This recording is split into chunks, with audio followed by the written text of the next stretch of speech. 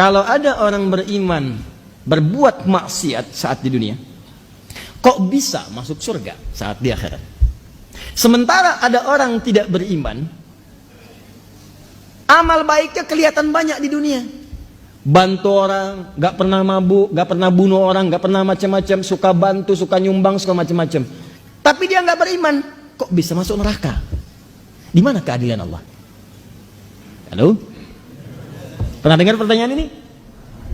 Itu pertanyaan itu, kalau muncul sekarang, itu sebetulnya pertanyaan yang telat.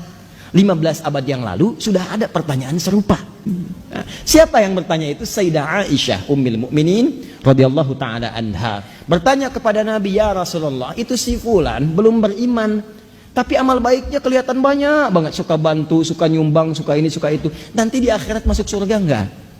Anda tahu, begitu pertanyaan itu muncul, yang turun langsung surah dengan namanya Al-Furqan.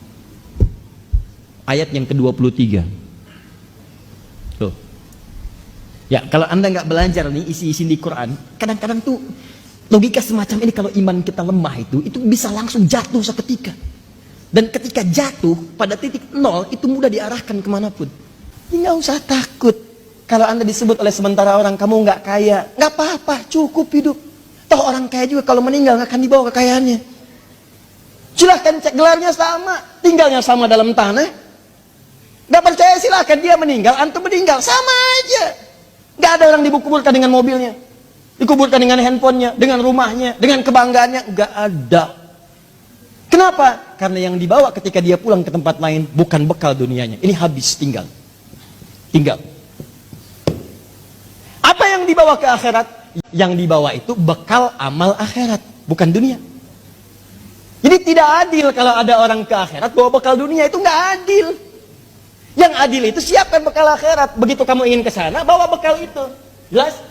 Nah sekarang persoalannya, apa bekal akhirat itu? Bekal akhirat itu cuma dua. Kalau ingin masuk surga, dua bekalnya. Satu iman, kedua amal soleh. Iman plus amal soleh. Nih, gini caranya. Saya ulang. Satu iman, dua apa? Amal soleh. Buka Quran surah kedua, Al-Baqarah ayat 25. Paling kanan sebelah atas. Wabashiril ladzina amanu, iman, wa amilus salihati, amal soleh, anna lahum jannatin tajri min tahtihal anhar. Maka orang yang punya iman dan membuktikan imannya dengan amal soleh itu, kami akan jamin muaranya dengan surga, dengan segala keindahannya. Sungai-sungai mengalir di bawahnya dengan segala ragam dan jenisnya. Ada air susu, ada macam-macam, ada madu dan sebagainya. Maka kalau Anda ingin masuk ke surga, bekalnya cuma dua. Satu apa? Iman. Kedua apa? Amal soleh. Ini bekalnya. Pertama iman, diberikan bekal semua. Semua yang lahir itu membawa iman dalam dirinya. Cuman yang merubah itu lingkungannya. Kullu mauludin yuladu 'alal fitrah. Semua yang lahir dari rahim manusia manapun membawa fitrah. Fitrah diantaranya apa? Keimanan. Dari mana taunya? Buka Quran surah 30 ayat 30. Fa'aqim wajhaka lid-dini hanifa. Hadapkan dirimu kepada din yang sesungguhnya, yang lurus, yang benar. Apa itu din? Islam. Tahu dari mana? Quran surah ketiga ayat 19. Inna dina indallahil Islam. Teruskan ayat yang tadi. Fa'aqim wajhaka lid-dini hanifa. Din Islam. Fitratallahi allati fataran nasa 'alaiha. Itulah fitrah yang Allah berikan pada setiap manusia. Dia orang itu semua lahir ada fitrah. Fitrahnya itu beriman. Cuman sayang, kata Nabi, kullu mauludin yuladu 'alal fitrah fa abawahu yuhawwidani aw yunassirani aw yumajjisani. Maka lingkungan abawa itu bukan cuma orang tua. Kadang orang tuanya muslim, disekolahkan di tempat yang bukan islami, terbawa, pindah keyakinan, iman hilang.